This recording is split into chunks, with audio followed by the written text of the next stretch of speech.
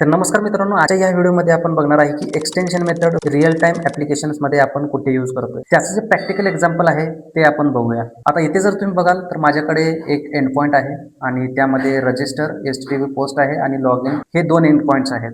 तर यामध्ये जर तुम्ही बघत असाल रिटर्न टाईप जो आहे तो युजर डिटेव आहे आणि लॉग इनच्या केसमध्ये पण सेम डिटेव आहे, म्हणजे रिटर्न न्यू युजर डिटेव. म्हणजे या केसमध्ये प्रॉपर्टीज 4 प्रॉपर्टीज आहेत आणि यामध्ये email ID, name, token same properties आहेत. पण हा जो कोड आहे हा रियुजेबल कोड आहे. म्हणजे हा जो कोड आहे हा नेक्स्ट पुढे जाऊन मला दुसऱ्या एखाद्या कोणत्या अनदर मेथडमध्ये पण तो यूज होऊ शकतो.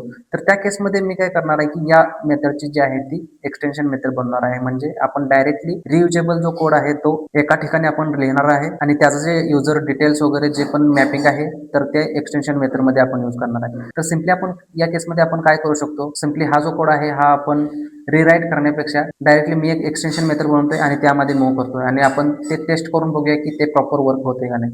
तर या केसमध्ये इथे एक्सटेन्शनवरती मी एक मेथड ॲड करतोय, ॲड क्लास. यामध्ये मी नाव देतो एम्प्लॉई एक्सटेन्शन्स आणि इथे जर बघाल तर सिम्पली मी एक मेथड ॲड करतोय, पब्लिक असिंक मेथड. टास्कमध्ये आपल्याला युजर डिटेलचा जो युजर डिटेल आहे तो रिटर्न करायचा आहे आणि यामध्ये मी टू DTO ही जी मेथड आहे हे मेथडला नाव देतोय. आणि इथे जेव्हा आपण एक्सटेन्शन मेथड क्रिएट करतोय त्या केसमध्ये क्लास पण आपला स्टॅटिक असला पाहिजे आणि जी मेथड जी आहे ती पण स्टॅटिक असली पाहिजे.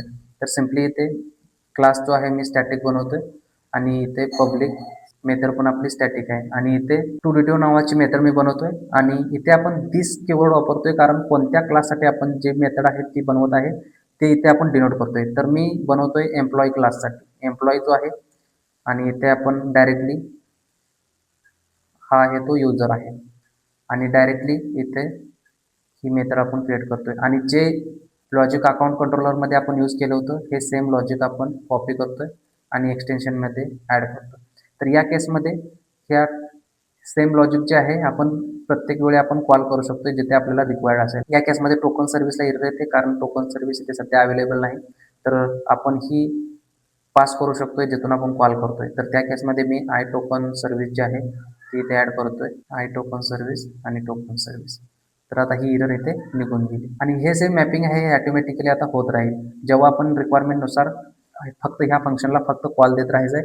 जेव्हा हे मॅपिंग पूर्ण होईल ते ऑटोमॅटिकली त्या क्लासला बाइंड होऊन ते रिटर्न होईल. आता सिम्पली हे मेथड जे आहे मी कॉल करतोय इथे अकाउंट कंट्रोलरमध्ये. आता अकाउंट कंट्रोलरमध्ये याची गरज नाही, डायरेक्टली आपण रिटर्न करू शकतोय इथे युजर डॉट आणि इथे जर तुम्ही बघाल तर आपण जी टू DTO मेथड क्रिएट केली ती ऑटोमॅटिकली इथे तुम्हाला व्हिजिबल होईल. इथे तुम्हाला क्लिक करायचं आहे आणि इथे आपण टोकन सर्व्हिस पास केली होती ती टोकन सर्व्हिस इथे पास करायची आहे आणि डायरेक्टली तुम्ही इथे यूज करू शकता. आता डायरेक्टली इथे एरर येते कारण हे जी सिस्टम डॉट टास्क म्हणजे आपण ती मेथड असिंक्रोनस बनवली आहे त्यामुळे इथं आपल्याला अवेट यूज करायचं आहे.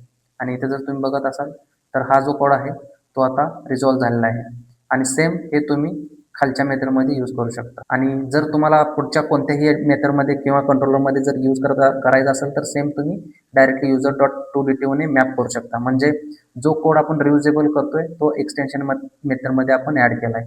आणि आता जर आपण ॲप्लिकेशन रन केलं ओके तर सर्व्हिस स्टार्ट झाली. पोस्टमॅनमधून आपण कॉल देऊया API अकाउंट लॉग इनला. तर बघू शकता तुम्ही पूर्ण रिस्पॉन्स जो आहे प्रॉपर आलेला आहे, जो पहिला येत होता तसाच रिस्पॉन्स आहे. तर या प्रकारे तुम्ही तुमच्या ज्या एक्सटेन्शन्स मेथड आहेत जे तुमचं रिवर्क जे आहे म्हणजे प्रत्येक जर एखादी गोष्ट रिपीट होत असेल कोडिंगमध्ये एक्सटेन्शन मेथडने तुम्ही रियुजेबल होणारा जो कोड आहे तो प्रॉपर रिमूव्ह करू शकता आणि एकच मेथड जी कॉमन बनवून प्रत्येक वेळी जिथे तुम्हाला रिक्वायर्ड असेल तिथे तुम्ही ती यूज करू शकता.